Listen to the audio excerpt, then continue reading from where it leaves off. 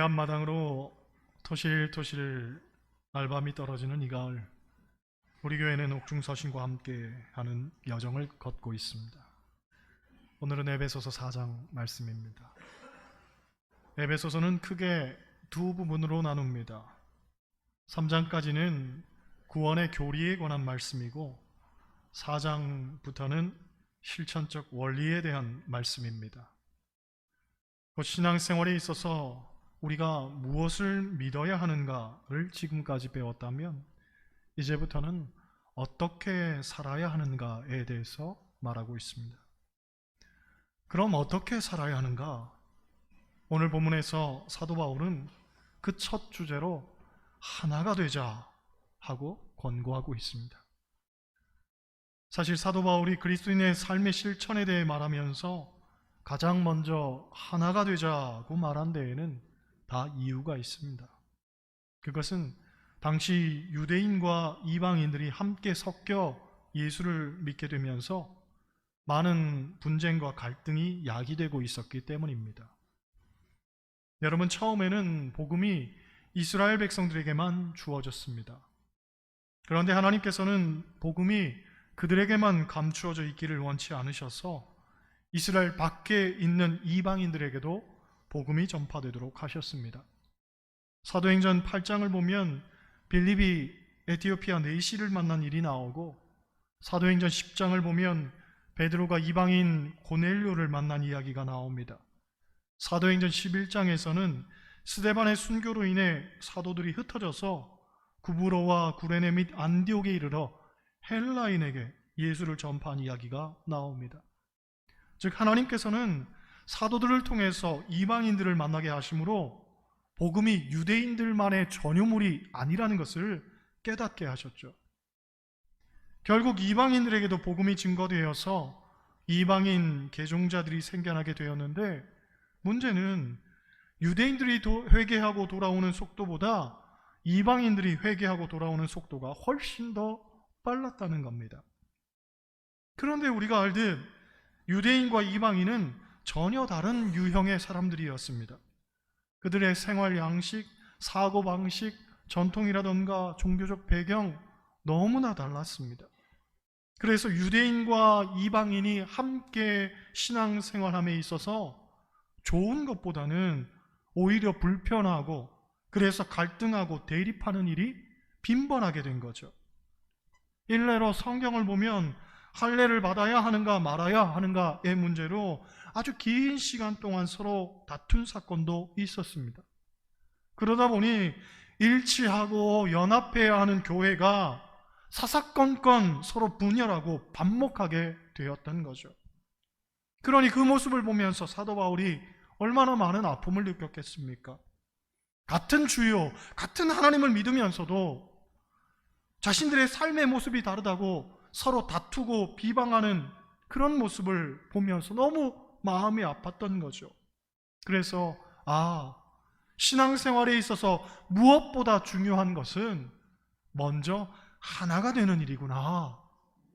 그걸 깨닫고는 에베소 교인들에게 먼저 하나가 될 것을 권고했던 겁니다. 여러분, 이것은 우리가 신앙생활 할 때에도 수없이 경험하는 것들입니다.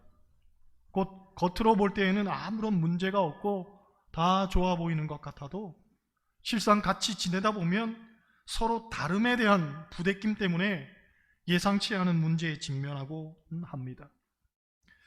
하지만 가만히 생각해 보면 이건 옳고 그름의 문제가 아닙니다. 다름의 문제입니다. 서로 좋아하는 것이 다를 수 있고 서로 생각하는 것이 다를 수 있습니다. 중요한 건 다르다는 것이 나쁘다는 건 아니라는 거죠. 그걸 오해해서는 안 되는 겁니다. 일반적으로 하나라고 말하는 부부도 서로 다릅니다. 생각이 다르고 관점이 다릅니다. 하지만 그 다른 것을 함께 맞춰가는 게 부부입니다. 그리고 그 다름에 대해서 서로 잘 수용할 수 있는 부부가 건강한 가정을 만들어가는 겁니다. 언젠가 집사님 한 분이 저에게 말하기를, 목사님, 우리 부부는 로또 같아요 하는 거죠. 그래서 제가 물었습니다. 왜? 로또같이 대박인 부부인가요? 했더니 아니요. 안 맞아요. 안 맞아도 너무 안 맞아요. 하는 거죠. 그런데 알고 보면 다들 그렇습니다. 제가 볼 때는 여기 계신 분들 중에 한 90% 이상은 로또 같은 부부가 아닐까 싶습니다. 여러분, 저희 부부는 어떨까요? 부부도 서로 맞춰가야 하나가 될 수 있는 것처럼 교회 안에서의 갈등은 서로의 다름에 대한 부분이 수용이 돼야 됩니다. 그리고 서로 맞춰가야 하고 서로의 역할에 대해서 인정할 줄 알아야 합니다. 이런 이야기가 있습니다. 어느 마을에 아주 신기한 나무가 한 그루 있었습니다. 메마른 황무지에 홀로 우뚝 서서 가지를 양쪽으로 벌리고 있는데 그 양쪽에는 황금빛 열매가 주렁주렁 매달려 있었습니다. 전설에 의하면 그 나무 열매의 절반은 세상 어떤 과일보다도 맛있지만 다른 절반에는 아주 치명적인 독이 있어서 사람의 생명을 앗아갈 수도 있다는 겁니다. 그러니 아주 탐스러운 열매였지만 혹여나 어떻게 될지 모르는 상황에서 누구도 그것을 먹으려 하지 않았습니다. 그러던 어느 해 그 나라에 심한 기근이 몰아닥쳤습니다. 나라 안에 먹을 것이라고는 하나도 없고 모든 곡식과 초목이 말라 죽었습니다. 단지 남아있는 것이라고는 그 나무 한 그루의 황금빛 열매뿐이었습니다. 굶주린 사람들은 어쩔 수 없이 그 나무 밑으로 몰려들었지만 누구 하나 선뜻 열매를 따먹질 못했습니다. 먹는 즉시 죽을 수도 있었기 때문입니다. 그런데 한 사람이 용기를 내서 오른쪽에 있는 나무의 열매를 땄습니다. 자기 아들이 죽어가고 있었기 때문에 어쩔 수 없이 열매를 따서 한 입 먼저 베어 문 거죠. 그런데 시간이 흘러도 죽질 않았습니다. 마침 사람들이 그 모습을 보고 모두 다 달려들어 오른쪽 열매를 따먹었습니다. 놀라운 건 열매를 따먹는 즉시 그 자리에 황금빛 열매가 또 열렸습니다. 그날 이후 사람들은 어느 쪽이 먹을 수 있는 열매인지 또 어느 쪽이 독을 가진 열매인지 알 수가 있었습니다. 와중에 한 사람이 제안을 했습니다. 차라리 왼쪽 가지를 잘라버리면 모든 사람들이 안전하게 열매를 따먹을 수 있지 않겠냐 했더니 모두가 그 말에 동의를 해서 왼쪽 가지를 잘라버렸습니다. 그런데 다음날 아침 마을 사람들은 깜짝 놀라고 말았죠. 왼쪽 가지를 잘라냈더니 그만 나무가 죽어버려 오른쪽 가지의 열매들도 다 떨어져 버리고 만 겁니다. 결국 나무도 죽고 마을 사람들도 다 죽고 말았다는 그런 안타까운 이야기입니다. 여러분, 인생에는 항상 동전의 양면과 같이 빛과 어둠, 선과 악, 사랑과 미움, 생과 사가 공존합니다. 물론 어떤 사람들은 이렇게 생각할지도 모르겠습니다. 빛만 있고 선만 있으면 얼마나 좋을까? 사랑만 있고 생만 있으면 얼마나 좋을까? 하지만 아닙니다. 인생에는 희노애락이 다 있습니다. 그리고 어쩌면 그렇기 때문에 인생이 더 오묘하고 아름다운 것인지도 모르겠습니다. 교회도 마찬가지라고 봅니다. 교회도 그 내임이라는 곳을 들여다보면 알곡과 가라지가 섞여 있고 양과 염소가 함께 지냅니다. 그래서 혹 어떤 사람은 역시 이렇게 말할지도 모르겠습니다. 알곡만 있으면 얼마나 좋을까? 양만 있다면 우리 교회가 얼마나 행복한 교회가 될까? 하지만 우리가 분명히 깨달아야 하는 것은 하나님은 당신의 교회에게 그 모든 것을 함께 섞어 놓으셨다는 거죠. 그리고 그것을 통한 연단이 있고 유익이 있고 소망이 있는 겁니다. 그러니 다름에 대한 인정과 수용이 교회가 하나 되기 위해서는 반드시 선행되어야 하는 겁니다. 할렐루야. 여러분, 교회에 대한 정의가 많지만 성경을 보면 이런 두 가지의 정의가 있습니다. 첫째, 교회는 예수님을 머리로 한 지체들의 모임이고, 둘째, 교회는 하나님을 아버지로 한 형제 자매들의 모임입니다. 중요한 것은 이 정의에 나오는 지체와 형제 자매는 아주 대등한 개념이라는 거죠. 세상을 살다 보면 우리는 많은 차별을 만나게 됩니다. 부의 차별, 지식의 차별, 권위의 차별, 나이의 차별, 남녀의 차별 등등 수많은 차별이 우리의 삶에 놓여 있습니다. 그래서 어딜 가든 대등한 건 없습니다. 뻐기거나 위축되거나 깔보거나 업신여기거나 뽐내거나 냉담하거나 하는 거죠. 그래서 항상 자리 재배치를 합니다. 그런데 교회는 아니라는 거죠. 우리는 다 똑같습니다. 우리는 지체들이고 우리는 형제 자매들입니다. 교회에는 차별이 있으면 안 되죠. 그래서 교회는 갈라지면 안 됩니다. 어떤 상황에서도 싸움을 피하고 논쟁은 멀리하고 자기 주장은 내려놓고 이해하고 배려하고 사랑하려고 노력해야 되는 거죠. 그래서 하나가 되어야 합니다. 역사 속에서 교회의 분열은 아주 쉽게 찾아볼 수 있는 일입니다. 한국 교회만 하더라도 분열의 아픈 역사는 너무 많아서 일일이 나열할 수 없을 정도입니다. 한국 교회가 처음 분열하게 된 계기는 신사참배 문제였습니다. 해방 이후 신사참배를 한 교인들과 신사참배를 거절한 그런 교인들, 그래서 옥중에 갇혔던 교인들 사이에 다툼이 있었습니다. 한쪽은 믿음의 절개를 지키지 못한 이들이라고 비난을 했고, 한쪽은 당신들 없을 때 정작 교회를 지켰던 이들은 우리라는 명분을 내세웠습니다. 결국 서로 간에 이견이 좁혀지지 않아서 어쩔 수 없이 각자의 길을 가게 되었는데, 이게 문제였습니다. 한 번 갈라서니 그 다음 갈라서는 것은 어려운 일이 아니게 된 거죠. 그래서 그 후로 수많은 갈라짐이 있었습니다. 신학적인 견해의 차이로 갈라지고, 진보와 보수로 갈라지고, 주도권 싸움하다가 갈라지고, 때로는 명분도 없이 자기들 이권 때문에 갈라지기도 했습니다. 너무나 아픈 일이었죠. 여러분, 분열의 역사는 끝내야 됩니다. 우리는 하나가 되어야 됩니다. 갈라지고 서로 떼어내서는 안 되는 거죠. 우리는 지체요, 형제 자매들입니다. 우리는 갈라설 수 없는 사이고 영원히 함께하는 하나 된 사이입니다. 할렐루야. 그런데 이렇듯 하나가 되기 위해서는 우리가 해야 할 노력들이 있다고 사도 바울은 말합니다. 그것이 오늘 본문이죠. 먼저 1절 말씀 보겠습니다. 1절 같이 읽어요. 그러므로 주 안에서 갇힌 내가 너희를 권하노니 너희가 부르심을 받은 일에 합당하게 행하여. 할렐루야. 첫 번째로 부르심을 받은 일에 합당하게 행하라, 이렇게 말합니다. 여러분, 우리는 부르심을 받았습니다. 그래서 그 부르심에 합당하게 행동해야 되는데, 중요한 건 무엇을 위해 우리가 부르심을 받았는지 그걸 알아야 됩니다.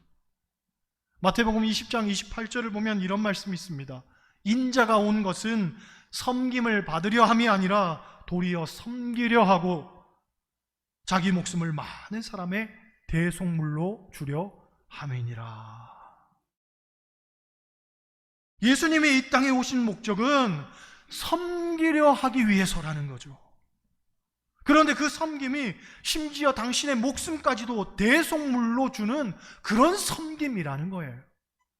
내가 섬김을 받으려 온 것이 아니고 섬기러 왔다는 거죠. 성경에서 섬김이란 말은 헬라어로 디아코니아라고 하는데, 이 말이 성경에 100번이나 나옵니다. 그만큼 중요한 말이 섬김인 거죠. 여러분, 예수님께서 이 땅에 오신 목적이 섬기려 하기 위해서라면 우리도 마땅히 섬기며 살아야 할 줄로 믿습니다. 오늘 본문에서 부르심에 합당하게 행하라 하는 말은 너희도 섬기며 살아라 하는 말과 일맥상통한다고 저는 생각합니다. 그러므로 우리는 얼마나 섬김에 대해서 반응하며 사는가, 얼마나 이 교회에 와서 우리는 섬기고 있는가, 우리의 삶의 모습은 얼마나 세상을 섬기는 자의 모습인가 돌아볼 필요가 있는 거죠. 2절 보세요. 2절 같이 읽습니다. 모든 겸손과 온유로 하고 오래 참음으로 사랑 가운데서 서로 용납하고. 아멘. 이것들은 어떻게 섬겨야 하는가에 대한 구체적 지침이라고 봅니다. 그런데 여기서 가장 중요한 말이 용납이라고 저는 생각합니다. 따라 하시겠어요? 용납. 용납. 프랑스의 신부인 루박이라는 분은 이런 말을 합니다. 오늘날 신은 그가 믿을 수 없기 때문에 배격되는 것보다는 그의 불공정함 때문에 배격된다. 어려운 말이지만 불공정함이란 단어를 우리가 주목해야 됩니다. 여러분, 오늘날 사람들에게 있어서 아주 중요한 것 가운데 하나가 자존심입니다. 그런데 이 자존심은 보통 자존감과 연결이 되죠. 때문에 몸이 힘들고 어려운 일은 충분히 감내할 수 있지만 마음이 힘든 일, 즉 다시 말해서 자존심 상하는 일은 굉장히 불편해하고 하기 싫어합니다. 그런데 문제는 십자가 지는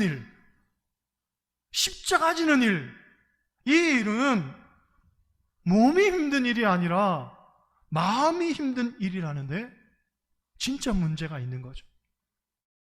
곧 자존심 상하는 일이 십자가 지는 일입니다. 일례로 내가 억울한 일을 당했는데 내가 참아야 합니다. 내가 모함을 당했는데 내가 먼저 손을 내밀어야 합니다.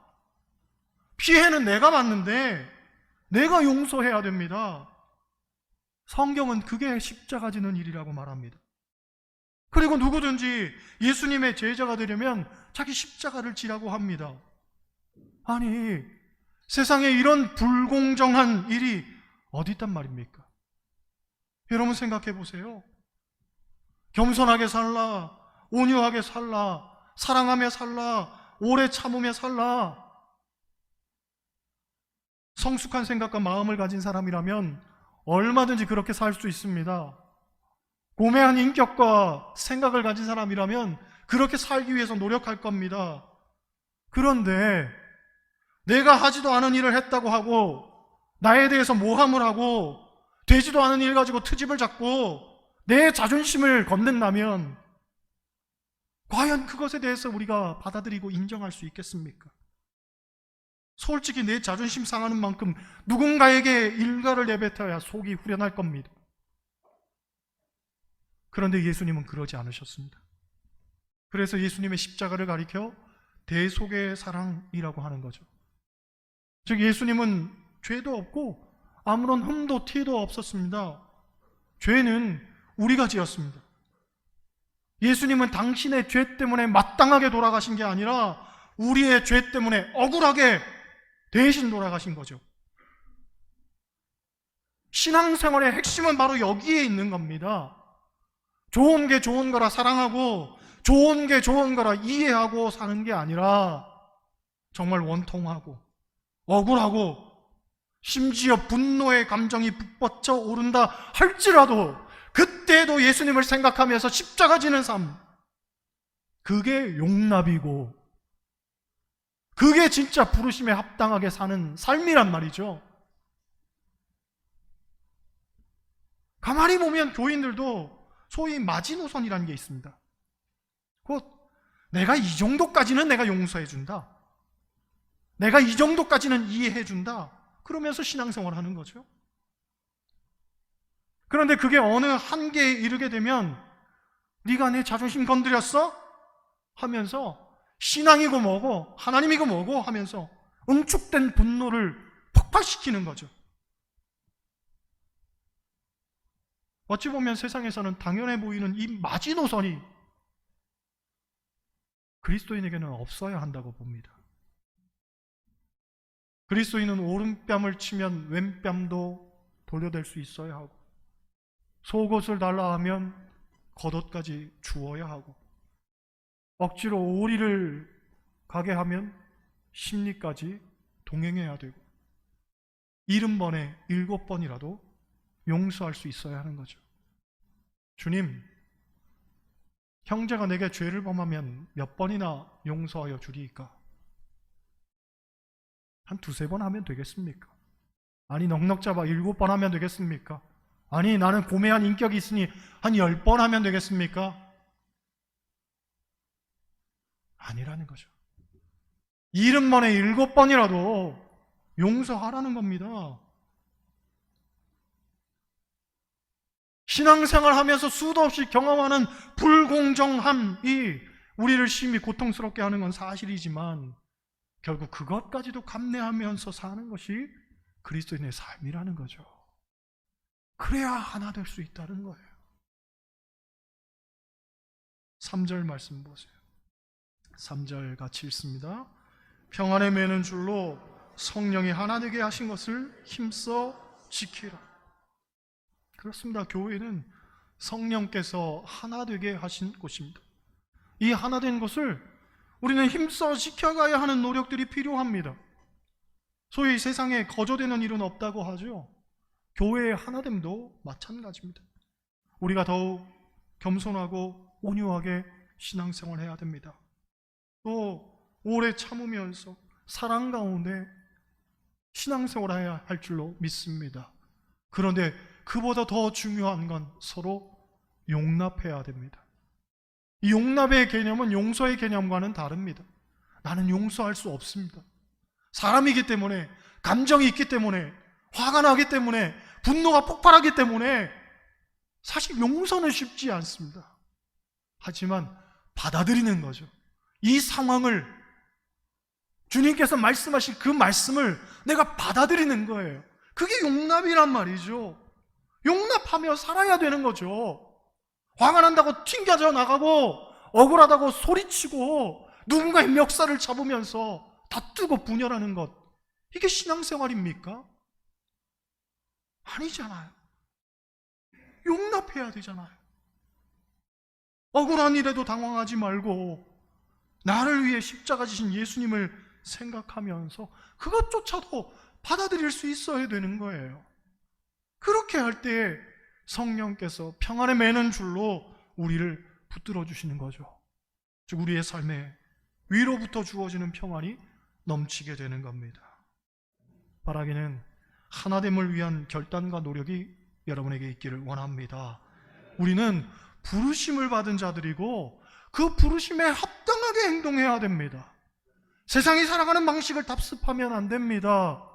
교회는 세상에서 가진 부와 영광과 어떤 권력을 뽐내는 곳 아닙니다. 여기는 다 같은 형제 자매들이 서로를 아끼고 사랑하고 이해하고 받아주는 곳입니다. 용납하는 곳입니다. 그리고 주님처럼 섬기는 곳입니다. 낮은 곳에서 더 많이 섬기는 곳입니다. 교회는 그런 곳입니다. 모쪼록 하나됨을 위해서 함께 나아가고 함께 노력하는 저와 여러분 다 되시기를 주님의 이름으로 간절히 축원합니다.